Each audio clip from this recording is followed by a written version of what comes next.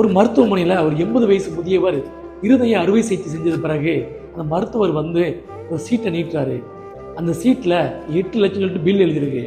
அதை பார்த்தவொன்னே கண்ணீர் விட்டு அழுகிறாரு. அந்த மருத்துவர் சொல்கிறாரு, ஏன் அழுகுறீங்க? பில்லு ஜாஸ்தியாக சொல்லிட்டு அழுகுறீங்களா? நானாக கம்மி பண்ண சொல்கிறேன் அப்படின்னு சொல்லி சொல்கிறாரு.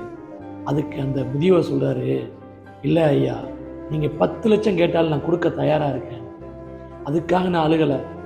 கேவலம் ஒரு 3 நாளைக்கு என்னுடைய இருதயத்தை பாதுகாக்கிறதுக்கு நீங்கள் 8 லட்சம் பில் போட்டிருக்கீங்க.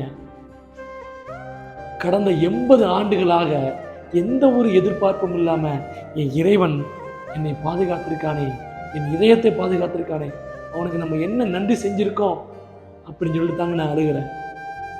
அதுக்கு அந்த மருத்துவர் சொன்னார், உண்மைதான் ஐயா, எந்த ஒரு எதிர்பார்ப்பும் இல்லாமல் நம்மளுடைய உடல் உறுப்புகளையும் நம்மளையும் பாதுகாக்கிறது அந்த இறைவன் மட்டும்தான்.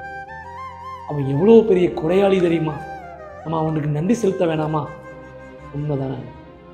நம்ம என்ன செஞ்சுருக்கோம்? நம்மளோட உடல் உறுப்புகளையும் நம்மளையும் எந்த ஒரு எதிர்பார்ப்பும் இல்லாமல் நம்மளை பாதுகாக்கிறானே, விலை மதிப்புள்ள நம்ம உடல் உறுப்புகளை பாதுகாக்கிறானே அந்த இறைவன், அவனுக்கு என்ன நம்ம நன்றி செஞ்சுருக்கோம்? நன்றி செலுத்துங்க. இறைவனுக்கு நன்றி செலுத்துங்க.